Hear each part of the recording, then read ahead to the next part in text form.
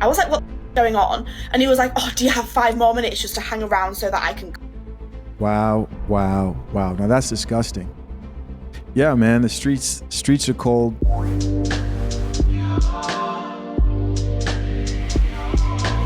Joseph Peach, welcome to the Coffee Pod. My name is Zed. Drink the coffee, it'll make you feel better. Just another reminder that if you are a man today who's working on yourself, you're improving in different areas of your life, mentally, spiritually, relationships, you're getting to your money, you're investing in your well-being through therapy or wise counsel, whatever it may be, that you're working on yourself.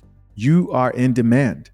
These chicks are going through horror stories in the dating apps. Horror stories.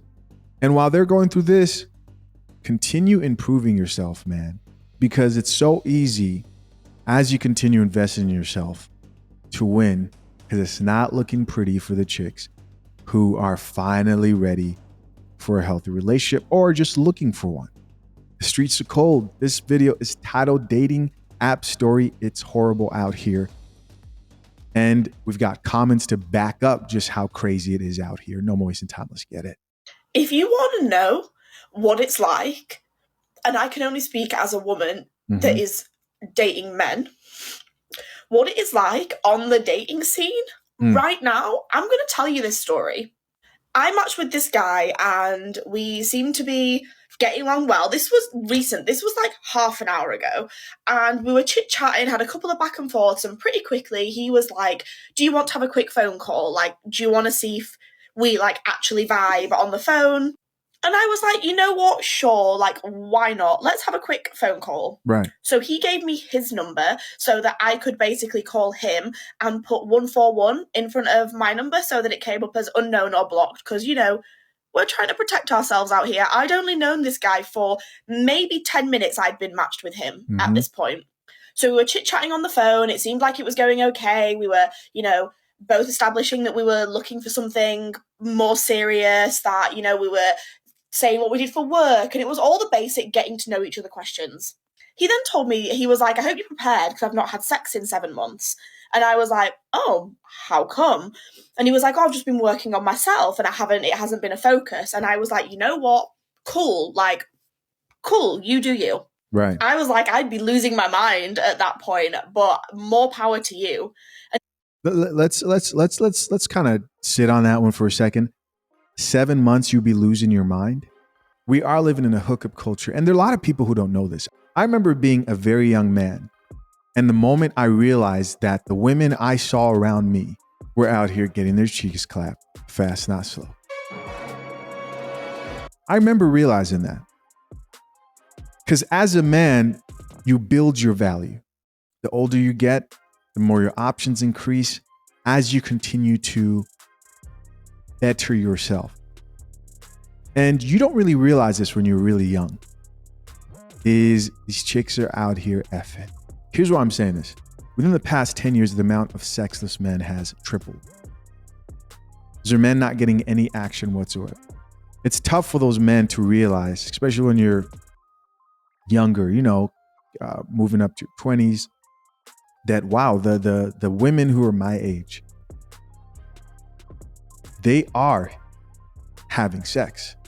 Most of them are, because the data doesn't show that the women's numbers also increased to that degree, which means that they're just sleeping with the same guys. So when a guy who's not getting any action hears about a woman not being able to go 7 months without anything, and she's struggling to find a man to take her seriously, he then realizes like, oh, so these women are sleeping around. They just can't keep a man. And that to a lot of young men is a pretty big realization. Let's keep listening. He was like, oh, really? Like, you know, it's a green flag that you like sex. What's your favorite position? And I was like, that's a very intimate question for someone that you've known for like 10 minutes. At which point he then started grunting. Like, you know, but he was like grunting. I was like, what's going on? And he was like, oh, do you have 5 more minutes just to hang around so that I can... I literally went, what the... And so that's going to be blocked out for sure. And so she said, the guy on the phone said, do you have a few more minutes so that I could finish? Crazy. And hung up the phone. That's violating. That's literally. I've reported him on the app and blocked him.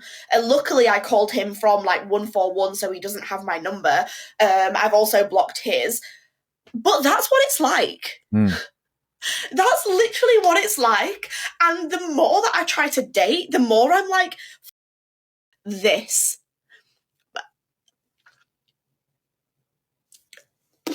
Wow. Now that's disgusting. Yeah, man, the streets are cold. Dating is crazy. Let's check out some of these comments. First comment says, dating isn't dating anymore, babe. It's just people playing games. It's horrific out there. Hope you're okay, though. That sounds really scary. She responded back and says, thank you so much. Somebody else here says, girl, I'm not even bothering anyone. I've completely checked out. The crying emoji. It's just me, my cats, and the bear now. And so, you guys have heard me say this before in another video, but I'm going to say it again. More women today are accepting the fact that they are better off with their cats and dogs. Here's another comment that says, I've been on the scene for over 18 months now, and it's brutal. I took myself out on a date today and really enjoyed it. Haha. Made me so happy that I did it again. Date yourself, ladies. And they're dating themselves now.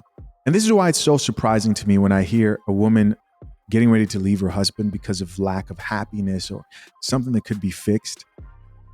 Or when you hear a chick who runs into a good man and he's good, but she thinks she deserves better, blows her chance at that guy and goes out into the dating market to find something better and then gets nothing in the very end. Somebody else who says 7 months celibate and no dating, happiest and most at peace I've been in years. Somebody else who says, so this guy I spoke to lied about his age, career, marital status. I found out he was married on LinkedIn with the laughing emoji.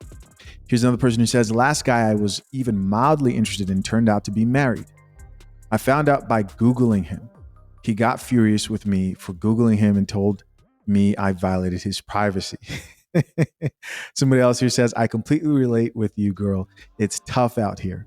Here's somebody else who says, it's brutal. I've been called a see you next Tuesday because I wouldn't invite him to my house after half an hour talking.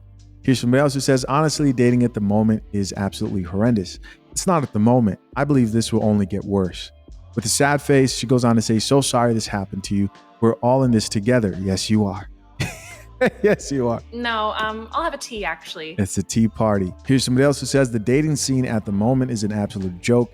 I get on with someone and then get ghosted. Happened on more than one occasion. Starting to give up. Somebody else who says, dating isn't the same anymore. Here's another comment that says, this happened to me too. I give up. I prefer to stay single. That is it. That is it. Of course, I'm curious to know, what do you guys think? Leave your comments down below. I appreciate you as always for checking out yet another episode of The Coffee Pot. Till next time, I'm out. Peace.